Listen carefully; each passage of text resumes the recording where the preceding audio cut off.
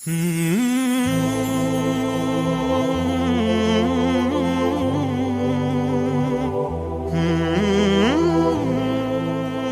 الله الرحمن الرحيم. الحمد لله رب العالمين، وصلوات الله وسلامه على حبيبنا ونبينا محمد بن عبد الله وعلى صحبه واتباعه الى يوم الدين. الإخوة والأخوات الكرام، مشكور على أن أكون مشاركا معكم في هذا المؤتمر حول دور المحكمة في تطبيق الشريعة الإسلامية والتحديات والأعمال والتطلعات أيضا ليست فقط التحديات. وسعداء جدا أن تكون هذه الولاية على النظر تاريخها في تطبيق الشريعة وتأسيس الناس على هذا الإيمان وعلى هذا الدين، وهو أمل وطموح حقيقة لجميع الشعوب الإسلامية التي استبدل الاستعمار فيها الطيب الذي هو الشريعة استبدلها بقوانين الوطنية التي تخالف عادات وفطرة الإنسان كما أنها تخالف شريعة الرحمن سبحانه وتعالى. الشعوب الإسلامية كلها في العالم الآن تتطلع إلى تطبيق الشريعة الإسلامية وعودة الأمة إلى قيمها وأخلاقها. ولما نتكلم عن الشريعة الإسلامية هي منحة ربانية من الله سبحانه وتعالى، خلق الإنسان سبحانه وتعالى سواه وجعله في أحسن صورة، ثم أعطاه هذه الهداية وهذا المنهج الرباني الذي يناسبه كإنسان. ولذلك نقول إن فضل الله علينا بهذا الدين ليس فقط لأجل الآخرة والنجاة يوم القيامة، بل حتى في الدنيا يحافظ على إنسانية الإنسان وفطرته. ولعلكم تقرؤون في ذلك كتابا لحسن الندوي رحمه الله تعالى ماذا خسر العالم بانحطاط المسلمين. فهذا الدين من مزايا في الدنيا، لما نتكلم عن الدنيا فضلا عن الآخرة وما أعده الله سبحانه وتعالى في الدنيا، يكفي أنه وضع الضوابط والمبادئ القيم الأخلاقية والحقوق العادلة بين البشر، سواء تجدها في منذ ولادة الإنسان والحقوق التي رتبها الله سبحانه وتعالى لهذا المولود مذ كان حملا على والدته وعلى ولده. تجد التكامل في التشريع، فتجد أحكام الحمل والمولود تجدها مثلا في الصيام والمرأة الحامل وما يتعلق في ذلك، تجدها مثلا في العبادات وصل قائما فإن لم تستطع فقاعدا فإن لم تستطع فعلى جنب، وقضية المرأة في الجنايات إذا اعتدى عليها أحد فأسقط الجنين. أحكام كثيرة جدا ممكن أن تجمع تتعلق فقط بالإنسان عندما كان حملا، حقوقه وما يترتب له في الميراث، في الجنايات، في العبادات، أمه وأحكام صومها أو عباداتها وصلاتها وغير ذلك. زكاة الفطر عن الجنين يتكلم عنها الفقهاء، تجد هذا الجنين وإن كان جنين في بطن أمه له أحكام كثيرة. بعد أن يخرج إلى هذه الحياة تجد أيضا الحقوق ومزايا منذ أن يخرج، والمجتمع المسلم يحتفل به تسميته العقيقة، اسمه ونسبه بحب والدته، والده بحب والدته، تبدأ له حقوق ويبدأ له على المجتمع التزامات وقيم. كل هذه الحقوق والواجبات تمثل قيم ومبادئ تحتل على الإنسان. ثم إذا كبر الإنسان تبدأ التشريعات تأتيه الواجبات والالتزامات بحسب أحوالها وتفصيلاتها، فينشأ هذا الإنسان وهو كامل فعل الإنسان. ولقد كرمنا بني آدم، الله سبحانه وتعالى كرمه بأن أعطاه هذه الحواس، السمع والبصر والفؤاد والعقل وغير ذلك من الأمور، وكرمه بأن سخر له ما في السماوات وما في الأرض جميعا منه سبحانه. ومن تكريم الله له أنه ليست فقط رعاية المخلوقين، قل من يكلأكم بالليل والنهار من الرحمن. الله سبحانه وتعالى الذي يكلأنا في يومنا وفي قيامنا سبحانه وتعالى. بل ومن تكريم الله لهذا الإنسان أن جمع معه ملكات رقيب وعتيد.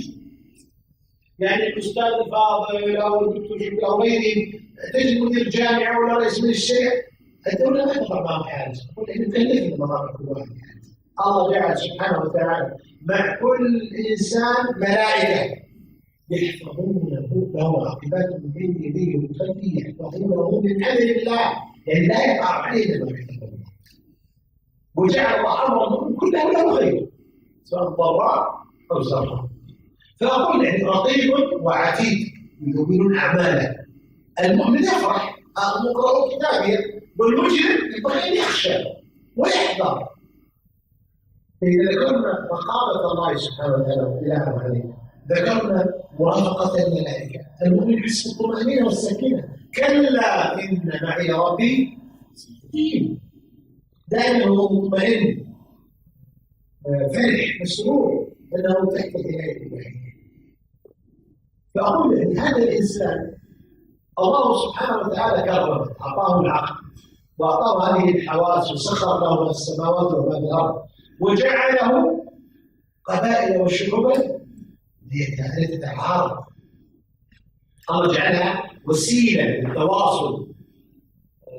واتقوا الله الذي تساءلون به والأرحام إن الله كان بكم. واتقوا الأرحام، جعل الله سبحانه هذه الصلات بين البشر ليكونوا هذه المجتمعات وهذه التجمعات ويبنوا حضارة الإنسان. الله سبحانه وتعالى كرم بني آدم كما قلنا بأشياء كثيرة من هذه الشجرات، وكرم الرجل وكرم المرأة. إذا كنتم في المكتبة هنا واطلعتم على كتاب المفصل في أحكام المرأة، من يعرف المؤلف؟ الدكتور عبد الكريم زيدان كان عميد كلية الشريعة في العراق، ثم انتقل إلى اليمن وتوفي قريبا من السنة أو سنتين رحمه الله. 16 مجلد المفصل في أحكام المرأة. انظر كيف ولهن الذي عليهن بالمعروف. بينما أوروبا التي تدعي المدنية قبل 100 سنة أو 120 سنة تاريخهم أسود، وإلا قوانينهم الوضعية لا زالت تهين المرأة، لكنهم لا يشعرون كما أخبر الله، لا يعقلون، لأن أحيانا لا يحسون بمثل هذه الأشياء. وزرت أنا في مدينة في السويد، مدينة سكنستونا، فيها متحف عن تاريخ السويد، وموجود كيف كانوا يتعاملون مع المرأة، وكيف لما جلبوا بعض الصناع يعلمونهم الصناعات من ألمانيا يعني شعوب بدائية، شعوب مجرمة. الإنسان بدون دين الله خطر. نسأل الله السلامة. وعندكم استراليا قريبة منكم، إلى قبل 40 45 سنة 50 سنة كانوا يأخذون أبناء الأصليين الأبورجنايز، أبناء الأصليين، أبناء أهل البلد الأصليين، يدعون أنهم للرعاية والاهتمام وهم لا معهم الهوية. ورئيس وزراء استراليا قبل 4 سنوات أعلن اعتذاره من أهل البلد الأصليين، وإلى الآن لا تجد منهم طلاب في الجامعات محرومين بطرق. يعني الغرب ذكي في القوانين والأنظمة، وكان يجعل الإنسان فاشل أو ناجح. أنا زرت أدلي وملبورن وسيدني، زرت مدن كثيرة، لكن في جولة لي قبل 2 كنت أسأل الطلاب السعوديين الذين في نوادي الطلبة: هل عندكم أحد من أبناء البلد الأصليين؟ يقولون لا. إلا في أدلي قالوا معنا فتاة من أبورجنايز تدرس. شوف كيف هذا شو الشعب. وتاريخ الهنود العمر في أمريكا قتلوا إلى 10%. وعندكم في كندا وغيرها من الدول. أقول الشعوب الحرب العالمية الأولى والثانية بين الأوروبيين أنفسهم كيف أبادوا بعضهم. فأقول يا جماعة شريعتنا شريعة ربانية راسخة كاملة شاملة. كان لنا لقاء في الرياض مع عدد من الدبلوماسيين في السفارات الأوروبية وأمريكا، تقريبا 23 دبلوماسي، منهم 3 نساء فتيات. أقول فتيات، واحدة كانت فوق 60، لأن احنا نقدر نكون شباب ولو كنا نتربع. فكانوا يتكلمون عن العدالة وحقوق الإنسان، وطلبوا اللقاء من أحد أساتذة الجامعة، عميد السلك الدبلوماسي الأوروبي، أقول كان السفير الكندي أو الغربي الكندي، هو الذي طلب اللقاء. نريد لقاء صداقة، ما نريد لقاء رسمي، يعني لقاء مجاملة، نريد أن نناقش. فدعا مجموعة من الأساتذة من معهد العالم القضاء فكنت أنا حاضر، أنا وكنت الخير الفوزان وكنت سلمان، كنا 7 تقريبا.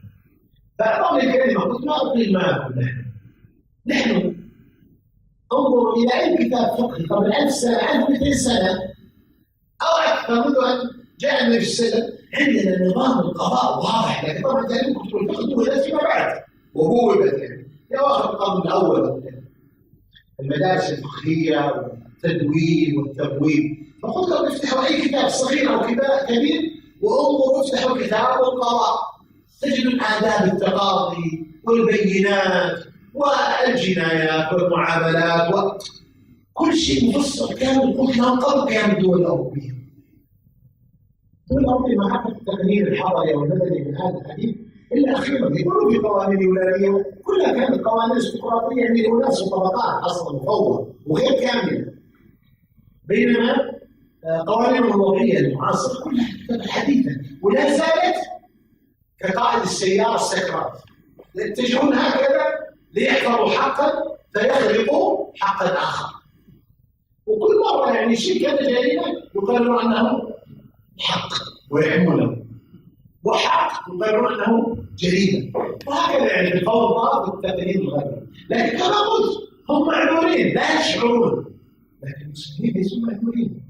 فلا وربك لا يؤمنون حتى يحكموك فيما شجر بينهم ثم لا يجدوا في انفسهم حرجا مما قضيت ويسلموا تسليما.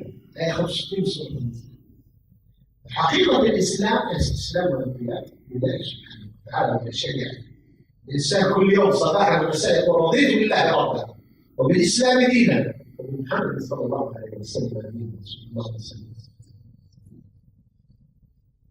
أقول إذا الشريعة هي تكريم من الله لهذا الإنسان الذي كلنا منذ أن خلق ولقد كرمنا بني آدم، وأمر الله سبحانه وتعالى الملائكة بالسجود لآدم. السجود لآدم يعني لجهة آدم تكريما له وإلا هو لله. واضح؟ السجود هو عبادة لله لكن تجاه آدم تكريما لآدم. مثل ما نسجد للكعبة، هل نعبد الكعبة؟ نحن نتوضا الكعبة سبحانه، لكن الله امرنا ان نتجه الى الكعبة. طبيعة الانسان يحتاج الى اشياء محسوسه او ملموسه يتعامل معها. الله سبحانه وتعالى لا تدركه الابصار وهو يدرك الابصار ولا يحيطون به علما، فجعل لنا قبلة وجعل لنا طريقة بالعبادة. احبتي بالله، اقول هذه الشريعة تكريم من الله سبحانه وتعالى لهذا الإنسان وتشريف له. القضية أخرى ننتقل لها. المسلمون كما أشرت في العالم كله يريدون تطبيق شريعة الله سبحانه وتعالى إيمانا بالله سبحانه وتعالى واتباعا لمنهجه، وثانيا ليحقق لهم الاطمئنان والاستقرار في مجتمعاتهم. المجتمعات الغربية المادية لا تشعر بالاضطراب الكبير لأن ليس عندها مكون، ليس عندهم الأسرة، ليس عندهم احترام الإنسان كإنسان هو كعالم. وإن ادعوا حقوق الإنسان وحقوق الحيوان هي أشياء هم يتلمسونها يحاولون، لكن الحقيقة لا، كسراب بقيعة يحسبه الظمآن. ولذلك نجد الانتحار عندهم أكثر، نجد القتل عندهم أكثر، نجد عندهم تزوير العملات، نجد كل الجرائم لكنهم لا يعلنونها. نحن الدول النامية الفقيرة المسكينة تحاول أن تكون يعني أحسن من الدول الغربية فتعلن جرائمها، وإلا الدول الغربية تسوي منها الجرائم ولا يحصى. يكفي إباحة قتل الإنسان الذي هو الإجهاض. يكفي أن بعض الدول الأوروبية أباحت للإنسان أن يقتل نفسه، الانتحار.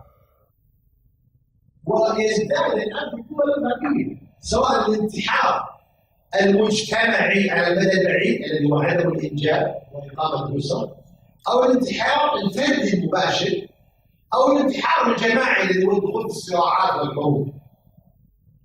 هذه كلها موجودة الآن في هذه العالم، في هذا العالم. فالمجتمعات الإسلامية هي تريد تطبيق الشريعة وتطبيق الإسلام ليحفظ الأب حقه مع ابنه، ويحفظ الابن حقه مع والده، والزوجة مع زوجها، والبنت مع والدها ووالدتها، والحاكم مع المحكوم.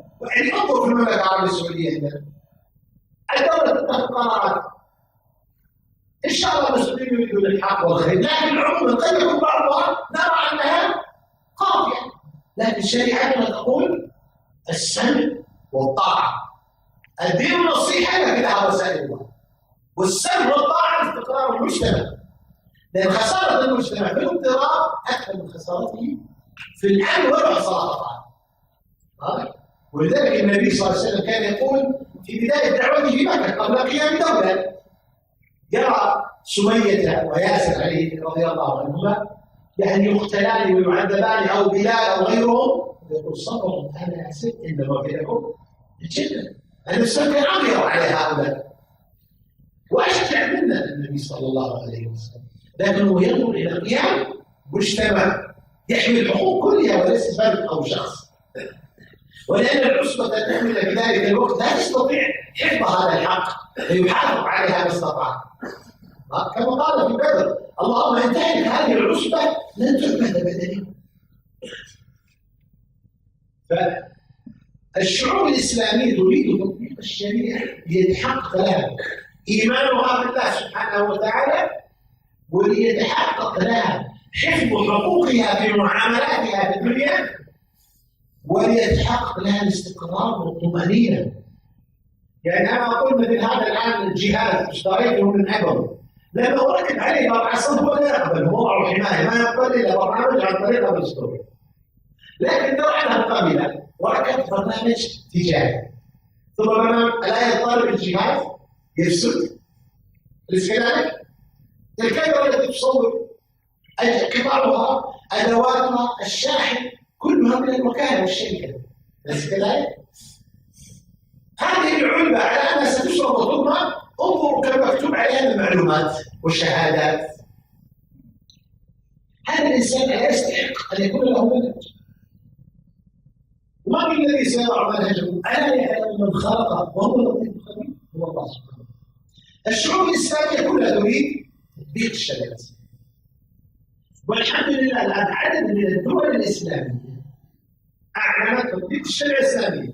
يعني عندكم المملكة العربية السعودية، عندكم السودان أيام النميري رحمه الله تعالى أعلن تطبيق الشريعة وجعل مجلس الشريعة هنا لإعداد التشريعات والأنظمة، وهي تسعى إلى بإذن الله تعالى تكتمل. لكن تعرفون يا حبيبي الله سبحانه وتعالى سنته اقتضت ولولا دفع الله الناس بعضهم ببعض. عندكم باكستان هذا مشروع تطبيق الشريعة من قديم تعلمونها. عندكم كذلك الدول العربية والإسلامية الأخرى غالبها عندها مثلا محاولات صياغة تنظيمات مثلا خاصة بالأحوال الشخصية أو الأسرة، وبعضها قرر تطبيق قانون الأسرة، ومن أواخر الدول التي يعني أخرجت يعني قانون الأسرة قبل فترة وجيزة قبل سنة وسنتين أظن قانون الأسرة في البحرين، أنا قلت الأستاذ شكري وغيره ومعي وضربته من أحد المسؤولين هناك يعني الذي أشرف على التشريع أرسل لي نسخة منه.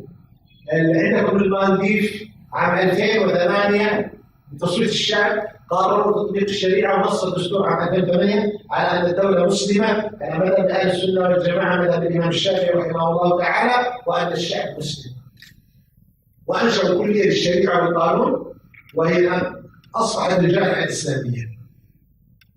ولما زار الرئيس مع الدكتور محمد شاهين مدير الجامعة الإسلامية حفظه الله قبل أول ما تولى الملك طلبوا من بناء الجامعة، وإن شاء الله ستبنى لها الجامعة الإسلامية بإذن الله تعالى في عمان الجزيرة. عندنا تجارب جزئية في تطبيق الشريعة أيضا في المعاملات المالية المصرفية. عندنا بحوث ودراسات يعني، لكن الشحن ما نستطيع نشحن أي شيء. ولا الدكتور عبد الله المدير حفظه الله من أقدم أعضاء كبار العلماء عندنا في المملكة، وشارك في صياغة كثير من المعاملات المالية في البنوك الإسلامية أو المعاملات الإسلامية في البنوك. أهداني كتابه أظن 4 مجلدات بحوث المعاملات المالية، دراسات وكتب كثيرة من المعاملات الإسلامية. طبعا المعاملات المالية مهمة لماذا؟ من أطب مطعمك تستجب يعني. حد النبي ثعلبة الخشبي في إيران لأن الله حتى حدودا اعتدوها وبيكوها.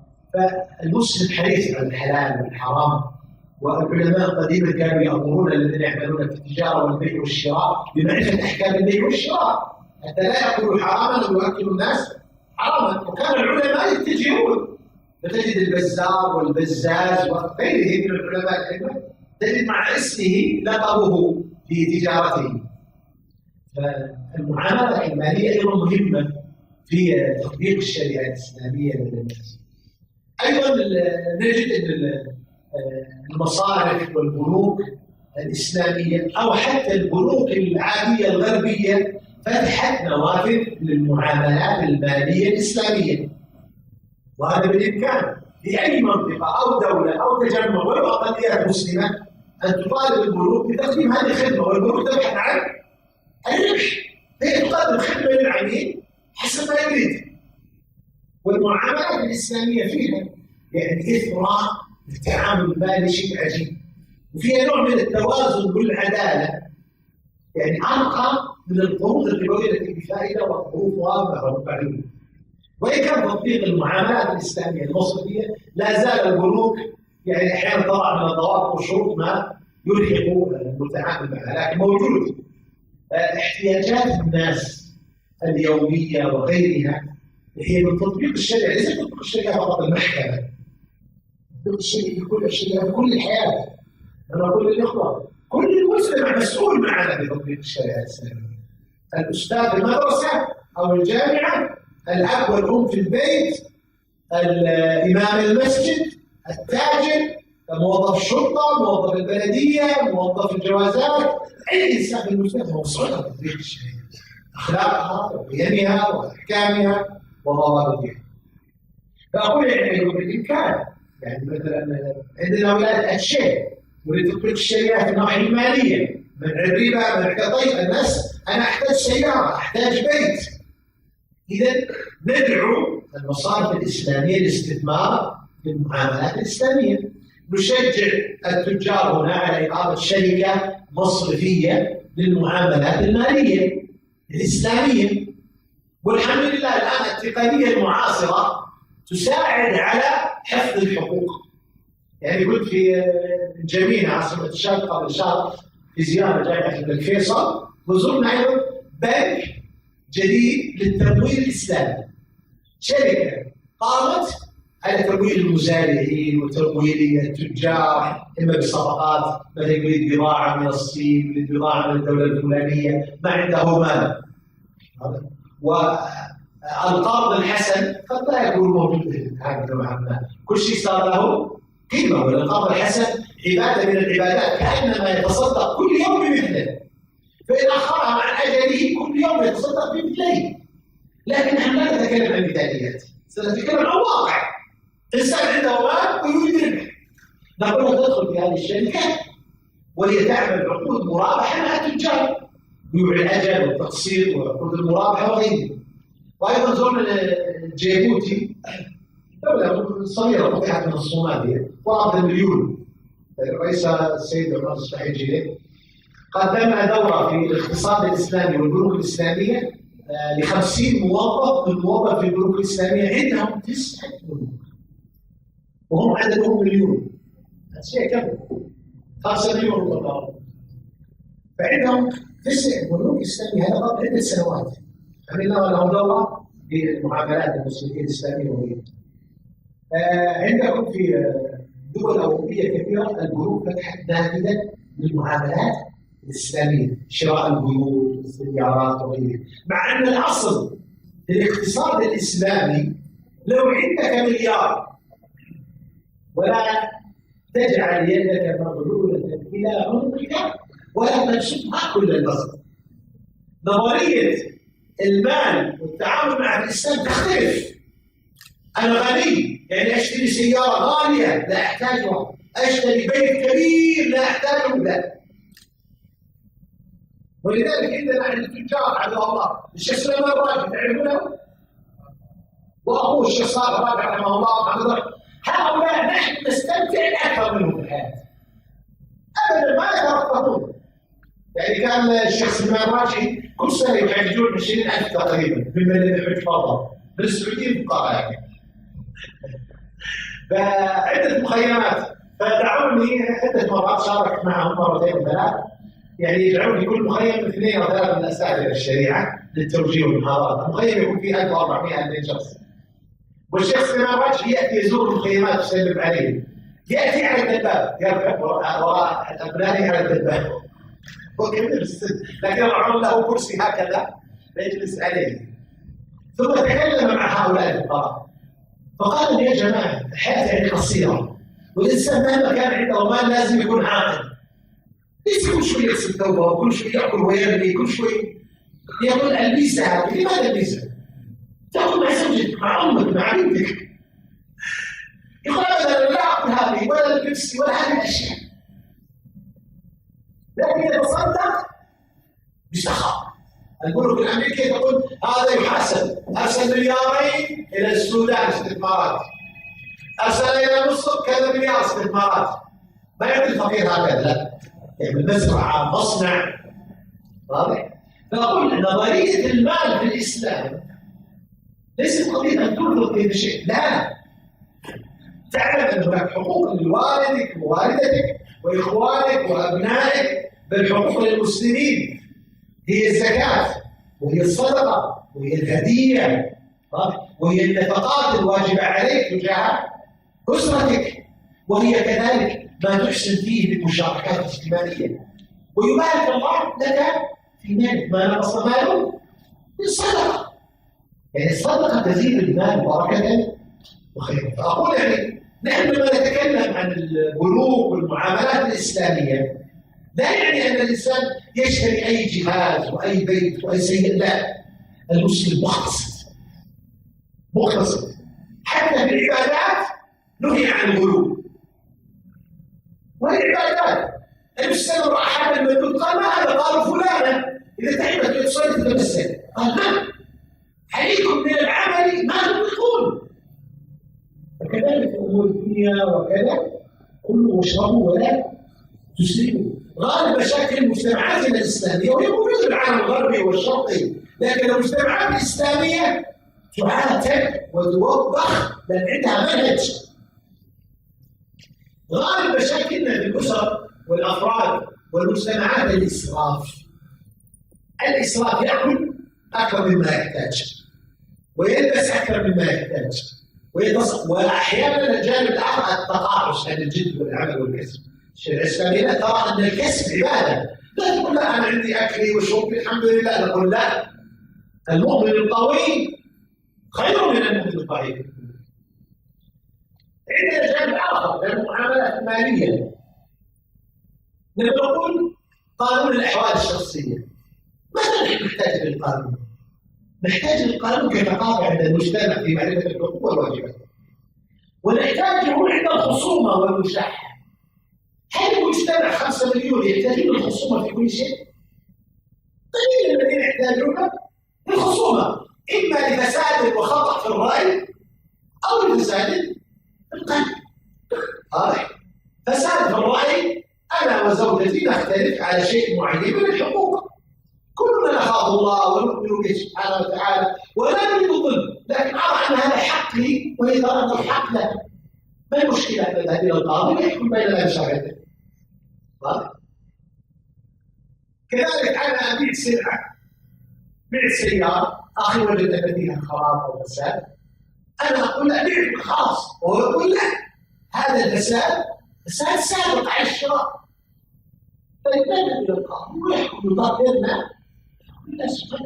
القاضي بشر لكن يجتهد حسب ما قرره في القران او السنه او قرره الفقهاء رحمه الله تعالى، لان نحن لسنا مجتهدين. فنرجع الى كلام فقهائنا رحمه الله، وبينوا في كتب الفقه جميع الاحكام الفقهيه والمسائل الجديده المعاصره يوجد في المجامع الفقهيه. اخرجت فتاوى وقرارات، وكذلك يعني فتاوى العلماء المعاصرين وبحوث الجامعات الماجستير والدكتوراه في المسائل. اذا الاصل ان المجتمع يطبق الشريعه واحتياجه للشرطة والمحكمة والخصومة يعني تكون 1 في 1000. الغالب أن الناس يطبقون الشريعة. لما نتكلم عن الشريعة هي الحياة، ليست هي فقط إذا حصلت خصومة، ليست هي إذا سرق مقطع يده. قبل السرقة كما قلت حقوق الزوجة، حقوق الأولاد، حقوق الوالدين، حقوق العامل عندك، الأجير الذي يعمل عندك، حقوق الفقراء على التجار، حقوق المجتمع على الإدارة في توفير فرص العمل، في تسهيل الإجراءات والأنظمة، في يعني تقديم الدعم والتسهيلات إذا كانت الحكومة قادرة.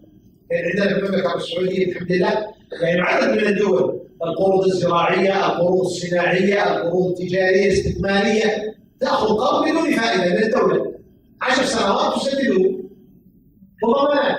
كذلك كنا نحن إذا كانت الولاية تستطيع تقديم مثل هذه التسهيلات لتوفير فرص العمل وتحريك عجلة الاقتصاد وإيجاد الأمن الاقتصادي وينتج عن الأمن الاجتماعي، ثم كذلك الطمأنينة والإيمان. إذا كان عندها قدرة أو أهل الخير يقيمون الشركات والصناديق التعاونية التي تسمى.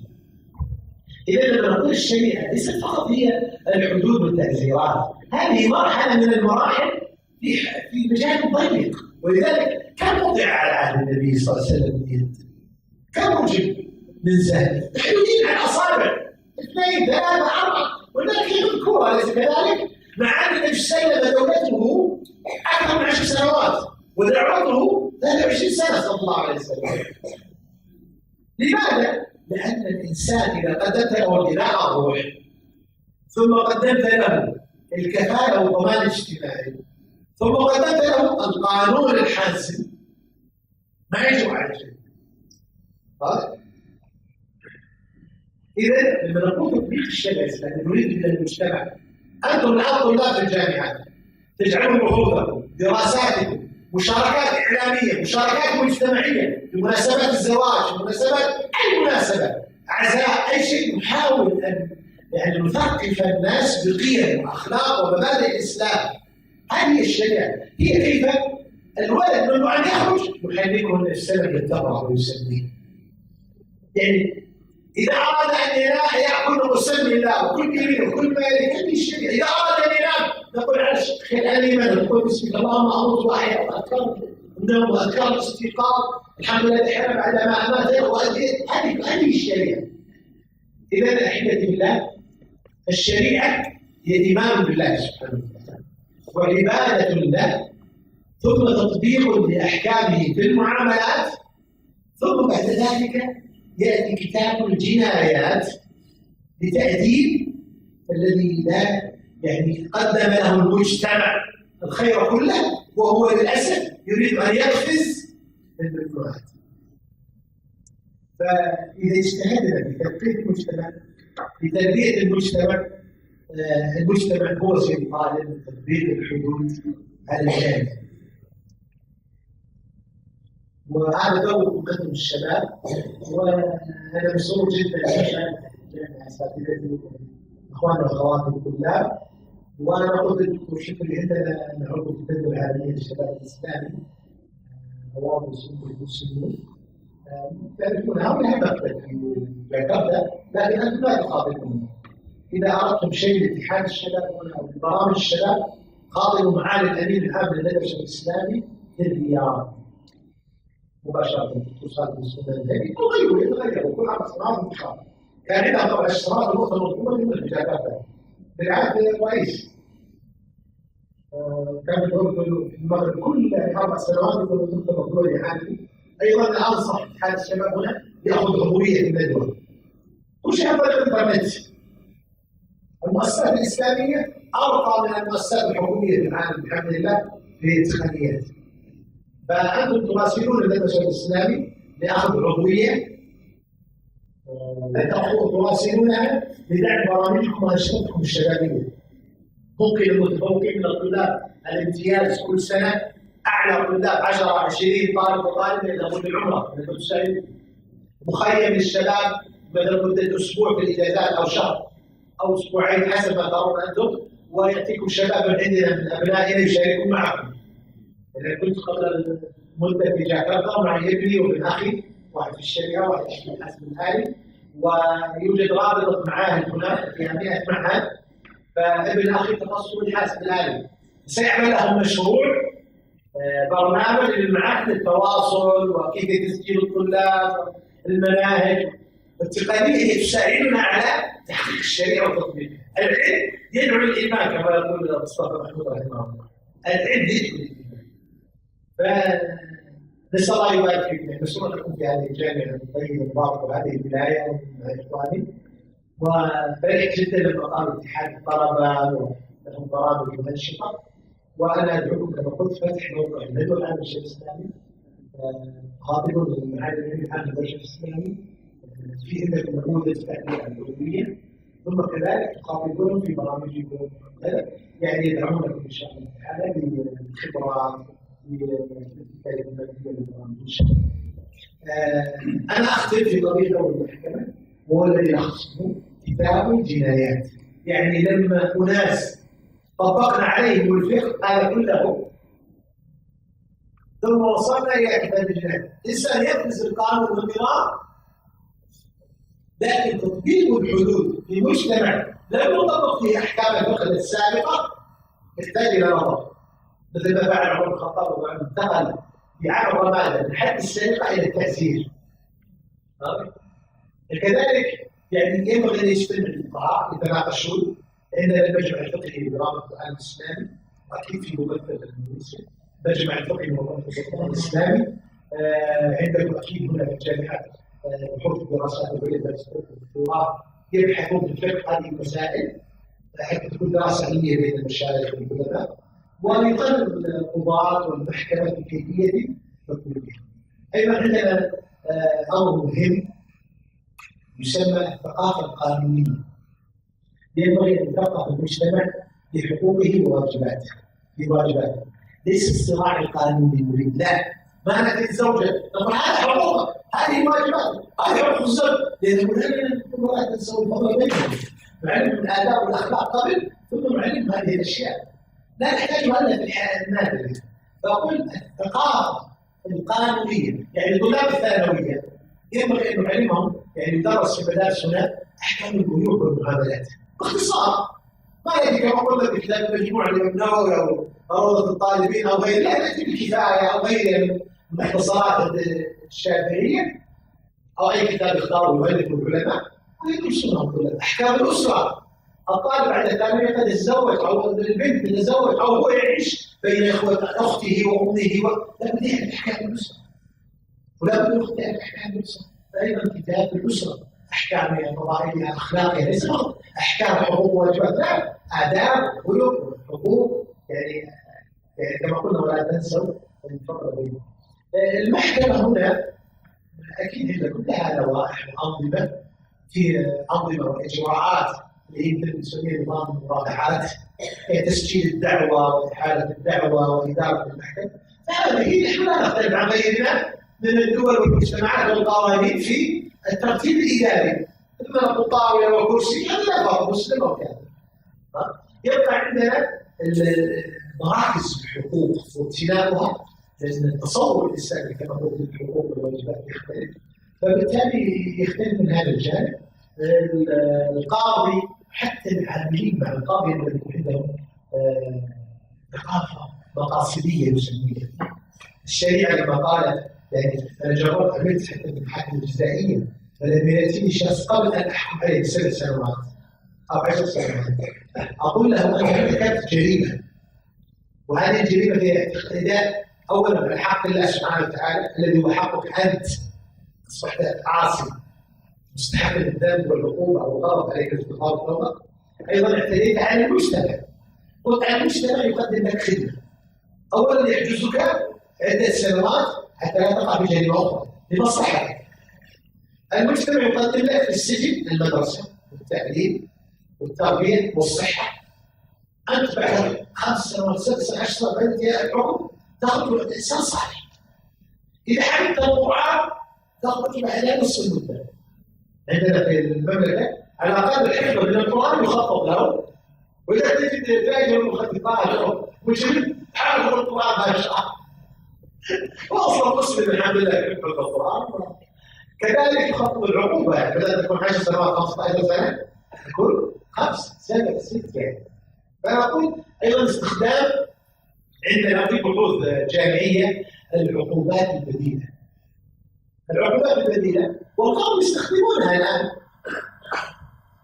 العقوبات البديلة بعد أن أحبسه أو أغربه مالا وهو فقير أكلفه بخدمة اجتماعية. مثلا أقول له أنت تكون في هذا المسجد تقوم بالعمل الفلاني والإمام يكتب تقرير عنك. أقول له عندنا جمعية اتحاد الطلبة هم يحتاجون سكرتير، يحتاجون شخص يرتب القاعة، يحتاجون شخص يكون زي الأمن يرتب الدخول والخروج. أنت تخدم الجامعة اتحاد الطلبة ورئيس الاتحاد أو الأستاذ الفلاني يشرف عليك ونعطيه من القيم والآداب ما يجعله مؤهلا لهذه الخدمة الاجتماعية، خاصة ببعض أنواع الجرائم والأخطاء. ليس كل شخص يعني مناسب لكن حسب ما تقدم. هذه موجود بحوث فيها في الجامعة الإسلامية في المدينة. كان في بحث الدكتور محمد الأحمد رحمه الله الحبس في الشريعة الإسلامية في المدينة. موجود بحوث كثيرة تجدونها يعني. فالمحكمة ينبغي أن تلجأ إليها. عندنا أيضا في المحكمة الصلح. الأصل أن القضاء فصل الخصومات، لكن ورد في الأحوال اليوم الخصوم حتى يصطير لما يأتي زوج مع زوجته أو تاجر مع تاجر أو شيء نقول نحن نعطيكم فرصة أسبوع أسبوعين اختاروا بينكم تاجر آخر أو الزوجين بعد حكم من آلية وتحاولوا التوفيق بين القضاء سيبقى بعده في النفوس شيء من الاحتزاز إن أخذ حقه بقوة. غير لما نقول لهم أعطوا الحقوق تطيب نفسك. فاللجوء للصلح أيضا جيد خاصة بين المسلمين الذين يرجون ثواب الله، يعلم أنه إذا تنازل عن بعض حقه له أجر من الله سبحانه وتعالى. كذلك المحكمة ينبغي أن يكون موظفيها يحملون الرسالة. تصور أنت تدخل شركة تويوتا وتجد الموظفين كلهم أوقفوا سياراتهم سوزوكي نيسان. لو كان فيها خير اشتغلوا، لو كان فيها خير كانوا اشتغلوا الموظفين. الولاء للمؤسسة لابد الموظف في المحكمة ومن يعمل في جهات تطبيق الشريعة الحسوة حتى البواب حتى العامل الذي ينظف المكان نجعله يحمل الرسالة لأن له أثر على المتعاملين معنا. فالمحكمة الشرعية تحتاج أن يكون من يعمل معها ما يجعل هذا موظفا لأنه قريب لي لأنه مسكين لأنه أعمى لأنه أعرج. لا، هي ليست في الضمان الاجتماعي، هي لتطبيق الشريعة. والمؤمن القوي خير من المؤمن أعطيه من الصدق لكن ما أجعل نفسه وظيفة. فيكون جميع موظفي المحكمة مقتدرين ومطمئنين نفسيا في قضية تطبيق الشريعة والإسلام. أولا من خلال الاختيار نختار المتفوقين في الثانوية مثلا أو في الجامعة نقدم لهم دورات تأهيل. تعامل القضاة مع الموظفين الأخلاقي يؤثر على أخلاقهم ومحبتهم لهذه الرسالة إلى غير ذلك. لأن قناعة الإنسان كثيرا في كثير من الأشياء إنما هي نفسية عقلية. ولذلك لما كان في الانتخابات في اليابان لما كان كيوزومي وش اسمه هذا اللي شعبه كيوزومي قبل 10 سنوات أكثر. إحدى القنوات الفضائية جاءت بتقرير الانتخابات اليابانية وقالوا سيفوز غالب النساء سيصوتون له لأن تسريحاته وجميلة. طبعا في اليابان هذا ليس النساء مسلمين. فقال ايش التسريحات وهيئته سيصوتون له تقرير هذا من اليابانيين يعني. فالهيئة والشكل لها أثر في قبول السبب في أثر إذا أصبتم فأرسلوا حساب الوجوه والمدى أرسل حكيما ولا ترسلوا. فإذا كان صاحب الرسالة أيضا موظف المحكمة القضاة أساتذة العلوم الشرعية الصالحون والمصلحون يبقى تكون أخلاقهم في البيوت ومع الجيران أيضا حسنة. لأن الإنسان سلوكه ناتج عن تصوره. واضح؟ الانفصام في الشخصية لدى أساتذة الشريعة أو القضاة أو المتدينين يجعل الناس يفرون من الشريعة. الإنسان متدين والسنة وكذا ثم زوجته يضربها وولده قاسي عليه. لا سبحانه. صحيح؟ يا أيها الذين آمنوا ادخلوا في السلم كافة. تعرفون قصة المرأة التي ذكرت وصلت لكنها تؤذي جيرانها. ايش قال السلم؟ يكفر. وذكر عنده آخر يعني قلة صوم لكن لا يؤذي جيرانه. قال أو هي قال في الجنة.